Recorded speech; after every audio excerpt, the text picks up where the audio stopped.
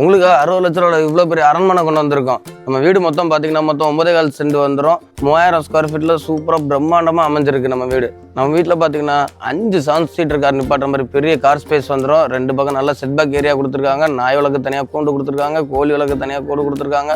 Guest வந்துட்டு போனாலும் தனியாக யூஸ் பண்ணுறது கணக்கு பண்ணி கெஸ்ட்டு பாத்ரூம்னு தனியாக வெளியே செப்பரேட்டாக ஒன்று கொடுத்துருக்காங்க. அப்படி நம்ம வீட்டுக்குள்ளே போனீங்கன்னா வீட்டுக்குள்ளே ஃப்ரண்ட் என்ட்ரன்ஸ்லேயே நல்ல ஒரு அழகான சிட் அவுட் வந்துடும். நம்ம வீட்டில் பார்த்தீங்கன்னா கதவுலேருந்து நிலக்கதவு ஜன்னல்லேருந்து எல்லாமே தேக்கில் தான் செஞ்சுருக்காங்க. அப்படியே உள்ளே போனீங்கன்னா அழகான ஹால் வந்துடும்.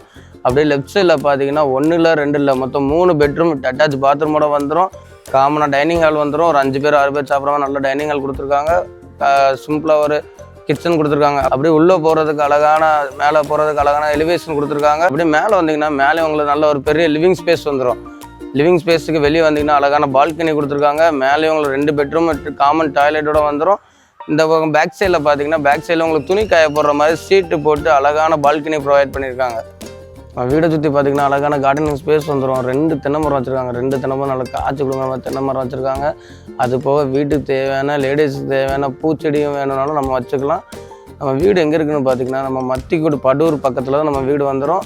இந்த வீடை மிஸ் பண்ணிடுறாங்க. ஸ்க்ரீனில் தர நம்பருக்கு கான்டெக்ட் பண்ணிட்டு மறக்காமல் சைட் விசிட்டுக்கு வாங்க. ஃபார் மோர் டீட்டெயில்ஸுக்கு ஆல்ஃபா ப்ராப்பர்ட்டிஸை ஃபாலோ பண்ணிக்கோங்க.